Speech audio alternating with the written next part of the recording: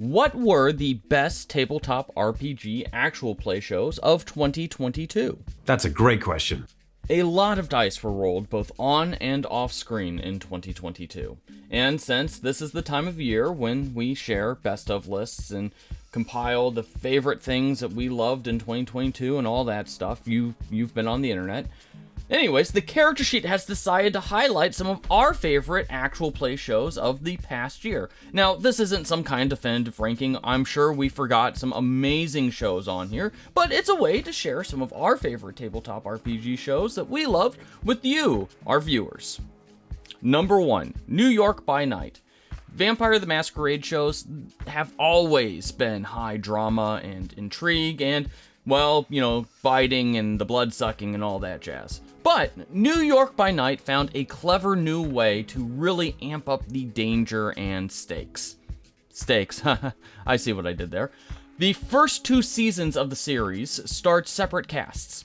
The first season starred a group of anarch vampires looking to overthrow the status quo, while season 2 represented a coterie of Camarilla vampires who, while they represented the status quo, they ruled New York by the shadows. The upcoming 3rd season, which will air in 2023, will pit the 2 groups against each other, putting them on a collision course that will likely result in a whole lot of blood being spilled. Or maybe being drank. We're not really sure how this whole vampire thing works exactly. Anyways, if you love your good old Vampire the Masquerade, lots of goth and lots of drama, New York by Night is the show for you. Number 2, Critical Role. Campaign 3 of Critical Role really amped up the drama this year. The players have discovered that there are in fact consequences, deadly consequences, to the Rudis conspiracy that Bell's Hells have been investigating since basically the beginning of Campaign 3.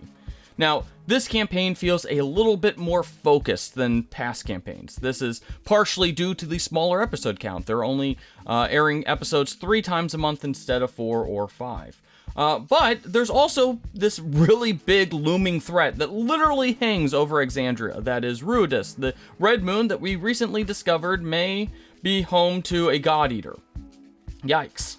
The show really kicked up a notch when the players barely escaped a TPK and embarked on a multi-week quest to resurrect their missing friend Laudna. Now, her death and subsequent resurrection really seems to have gelled Bell's Hells together and has really brought back that familiar Critical Role magic to the screen once more. Number 3, Colock. Colock is one of the more ambitious and experimental actual play tabletop RPG shows that aired in 2022. The show uses the Kids on Bike game system and a strange, expansive mystery that takes place in an alternate timeline that involves the last remnants of humanity battling in what was once the United States. There's also an interactive element to the show. Fans are able to create their own characters and roleplay on the show's Discord. This is a really bonkers show. It's kind of like, it's like Lost meets Mad Max meets, I don't know, a little bit of like Red Dawn or something. It's really freaking weird and also awesome. Now, the first 2 seasons of Colock aired on Hyper RPG, but the newest season aired on Fear HQ, which is AMC's horror-based Twitch channel. If you want to get lost in a bonkers mystery that will leave you confused and making you just want to find out what happens next, check out Colock today. Before we continue on our list, it is time for you to do something very important, and that is click those like and subscribe buttons. Clicking those buttons not only ensures that you never miss a tabletop and fantasy update, it also helps the channel out a lot.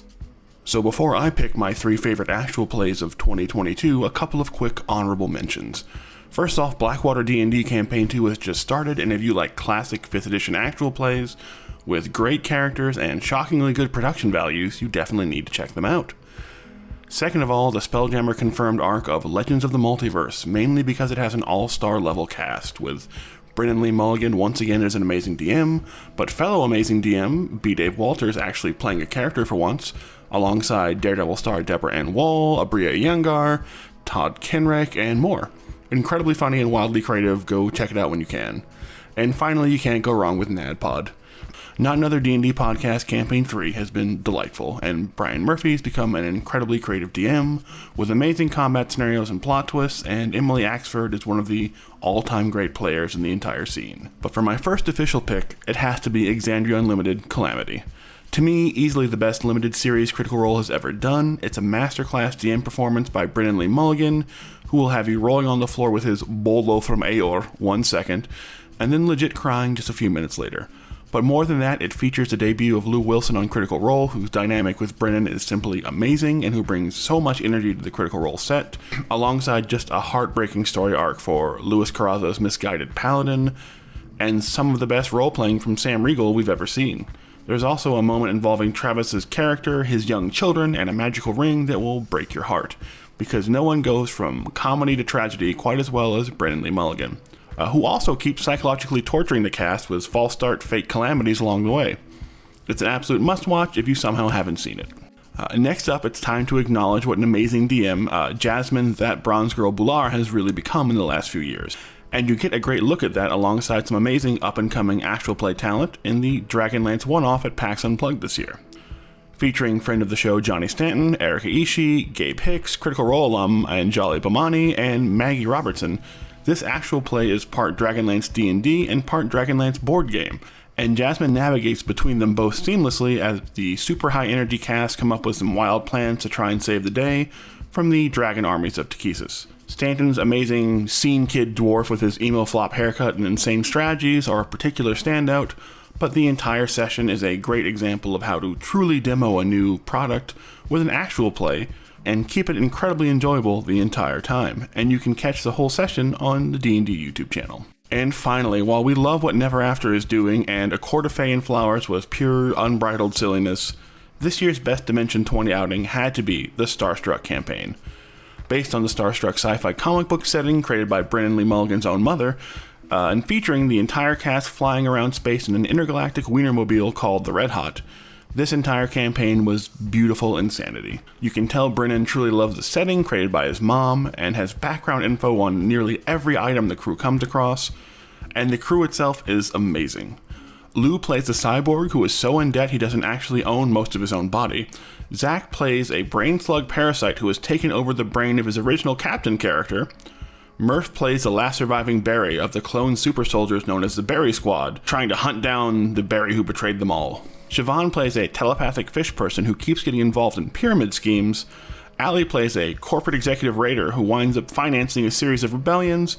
And Emily Axford is a multi-purpose android companion who pulls off an amazing Ocean's 11 moment on Brennan that leaves him speechless.